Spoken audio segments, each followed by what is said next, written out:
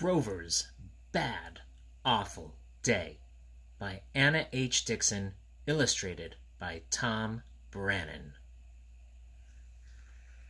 A boo boo boo boo boo boo boo ba doo boo boo boo boo boo boo boo ba doo. Sunny day, sweeping the clouds away. On my way to where the air is sweet. Won't you tell me how to get to Sesame Street? Boo, boo, boo, ba, doo. Come and play. Everything's A-okay. Friendly neighbors, yeah, that's where we meet. Can you tell me how to get to Sesame Street? How are you, Tyree?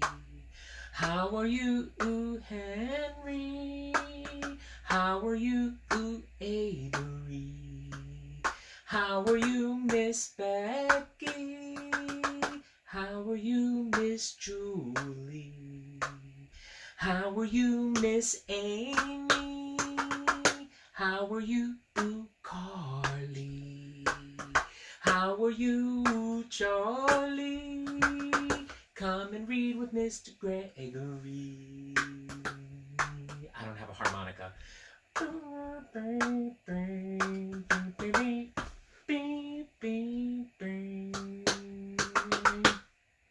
Hi.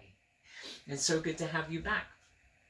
I thought that I would read a book about Grover, who is my favorite monster on Sesame Street. And I also thought I would sing the Sesame Street theme because I love that too. And I love having you back with me.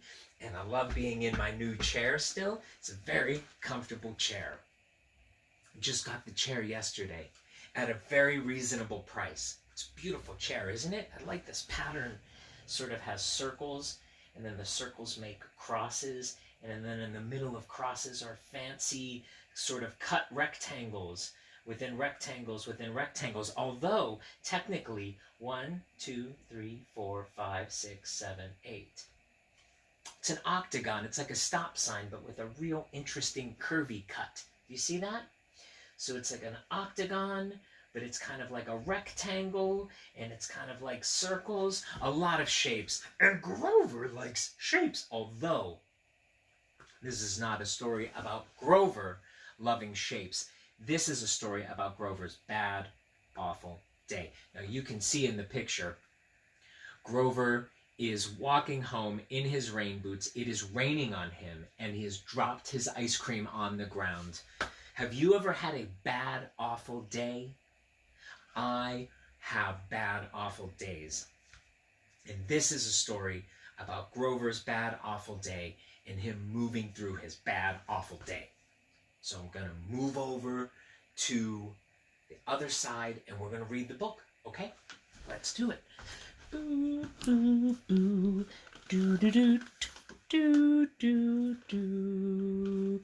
Oh, look at this. Some child had such a lovely time coloring in purple on top of this book. I used to color on the splash pages of my books, and my mom encouraged it. Grover's bad, awful day. Looks like he's very much concentrating on making a beautiful drawing. Let's see, Grover's room here. One morning, Grover slept late. "Oh my goodness," he said, jumping out of bed. "I will be late to playgroup." And he ran to the bathroom and he stubbed his furry toe. "Ouch," he said. "That smarts." Oh boy, the day has started already with Grover waking up late and hitting his toe. Oh no, I think I know what's going to happen. Grover squeezed toothpaste onto his toothbrush, but it fell off before it got to his mouth. Bloom. And then he bumped the toothpaste and the cap fell off of the edge and into the sink and it went down the drain. Have you ever had the toothpaste cap go down the drain? Well, then he combed his fur, and the comb caught in the tangles, and the more he pulled, the more it hurt. "Oh, dear," said Grover. My hair gets very tangly in the morning also. At breakfast, Grover poured milk on the table instead of his Monster Berry Crunch. He was very busy reading the box. See, he wasn't paying attention. "Take your time, dear," said his mommy. So he did. And he wasn't ready when Harry came to walk with him to playgroup. Mommy kissed him goodbye. "Goodbye, my little Grover. Do not forget your lunch," she called as she rushed off to work. "And wear your rubber boots. It's going to rain." "Oh, no," Grover said to Harry. "I do not want to wear my rubber boots. They go galumph, galumph, galumph when I walk, and I do not want it to rain." Oh my goodness. So he walked out of the door. Do you see what he seems to have forgotten to take with him? His lunch and his thermos. Grover and Harry were late to playgroup, of course. Show and tell had already started. They had to walk in front of everybody to find a place to sit. "Oh, I am so embarrassed," thought Grover. And I have to tell you that for me, I don't know if it's true for you, but for me, feeling embarrassed is one of the hardest feelings of all.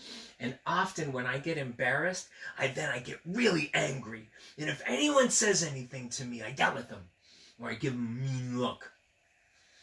Grover is super embarrassed because he has to walk in front of everybody. Oh, so here, can you see? Grover is attempting to draw a picture of Barkley. And look, he is doing such a careful job with Barkley in both of the pictures. Well, during art, Grover made a picture of Barkley, but he drew his head too big. See, he thought his head was too big. Do you ever draw something and you're like, "Oh, his head's too big"? And he tried again, but this time he drew his legs too long. He drew Barkley again and colored him. But when he cut out the picture, he cut off Barkley's tail by mistake. Oh, boy. Grover tore up the picture. "I did not like the look of Barkley anyway." And he just threw his picture out. Have you ever been so frustrated at your drawings that you throw the picture out? I certainly have. During alphabet, Grover forgot what comes after Q. "Grover," said Miss Ty, "you are having a bad day." During music, he tried to honk his nose like the honkers, but it didn't make a noise. "Try blowing it, Furface," said Oscar. Oh no, Oscar's kind of teasing, isn't he? And Grover's feeling very embarrassed again and very frustrated. Oh, here's appears to be that the monsters are having a game of football. In the park at playtime, Grover saw the mighty monsters playing tackle football. "Oh, may I please play too?" he asked. "Please, may I?" "You're too little," said Monty, the biggest monster, and the other monsters laughed. Ha, ha, ha, ha. He did not want to play football anyway. There's Bert and Ernie playing, and the honkers are on the swing. At lunchtime, Grover reached into his cubby. Oh, do you remember? Let's go back to the beginning when Grover and Harry walked out of the door. Do you remember what happened? We talked about this right here. He left his lunch, so I think I know what's going to happen now. At lunchtime, Grover reached into his cubby for his cute little lunchbox, but it was not there. "Oh, no!" cried Grover. "I forgot my lunch." "Don't worry, Grover," said Betty Lou. "My mom always makes me extra sandwich in case I'm extra hungry. You may have it." "But I like peanut butter and jelly," he wailed. "That's what I have," said Betty Lou. "Terrific," said Grover. "Thank you, Betty Lou." That was so very kind of Betty Lou, and she just happened to have Grover's favorite sandwich. That might not have been peanut butter and jelly, but it was. Oh, he's looking right at us now. Can you see Grover looking at us? But when Grover took a bite, he made a face. Yuck, he whispered to Harry. Betty Lou's mommy put strawberry jelly in her sandwiches. My mommy always gives me grape. Strawberry has seeds. Grover, said Harry, you are having a bad day. I am having a bad, awful day, said Grover. I can't do a very good Grover whispering voice, can I? After playgroup, Grover and Harry stopped at the ice cream truck. Grover ordered a grape ice cream cone, obviously without seeds. He took such a big first bite that he knocked the ice cream right out of the cone.